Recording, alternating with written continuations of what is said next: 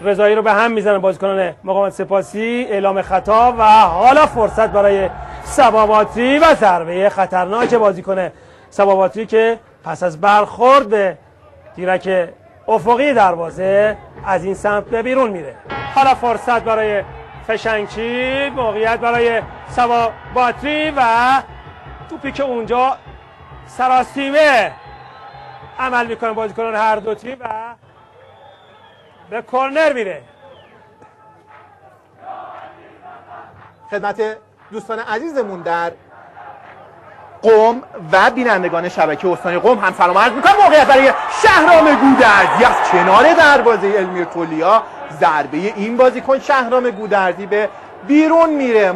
ضربات رو زعفرانی زده، صدا کرنر رو هم با هم میبینیم. صادق کرمی شوت زن هست، این بار به روی دروازه برای متوسل زاده و توی دروازه متوسل زاده باز هم گلزنی میکنه. این چهارمین گل امین متوسل زاده برای تیم مقاومت شهید سپاسی هست. موقعیت برای صباباتی هست، توپ رو دور میکنند مقاومتی ها. زعفرانی باز هم برای امین متوسل زاده، حالا تک به تک است با دروازه‌بان، اگر بتونه ضربش رو بزنه میزنه و علمی تولیا زیبا عمل میکنه. حالا زعفرانی مینازه برای استفاده خالقی فر برای متوسل زاده که علمی تولیا از دروازه بیرون میاد. باز هم موقعیت دارند مقاومتی ها به روی دروازه توسط گودرزی و ضربه سر خالقی فر که این بار هم علمی تولیا توپ رو کنترل میکنه. خالقی فر تند و تیز برای رفتن، جا میگذاره دو سه بازیکن مقاومت سپاسی و فرصت برای متوسل زاده و ضربه بی دقت این بازیکن.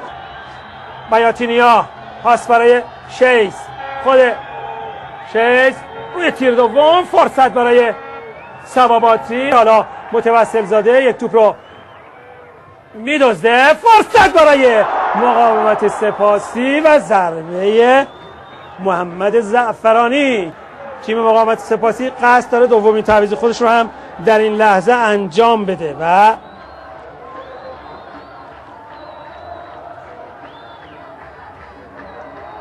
به نظر میاد مهدی شجاعی رو وارد بازی خواهد کرد آقای پیروانی. این تعویض قرار بود انجام بشه، تو شماره بازیکن اشتباه شده بود، 3 بار بازیکن اومد کنار زمین که تعویض بشه، نشد. فکر می‌کنم اگه اون تعویض انجام شده بود 100% بود. وقتی بازی کم می‌خوابید 100% ما دیگه گل نمی‌خوردیم به احتمال زیاد، یعنی باز 100% می‌خوابید. یکی از همکارای خودم اسمو جای 15 19 نوشته بود، همون باعث شد که نتونیم تعویض به موقع بذاریم، بازی رو نگه داریم، همون توپ رفت تو گل.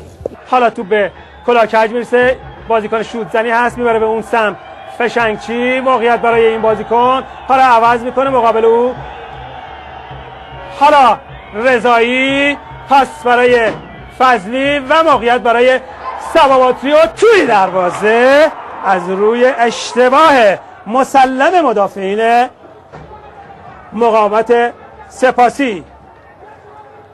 گلی که توسط مهدی خیری بازیکن تعویضی آیه فیروز کریمی برای صباباتی به دست بیاد و این طرف هم میبینیم عصبانیت آقای غلام حسین پیروانی رو که در دقیقه 90 این گل رو دریافت میکنه. بازی خوبی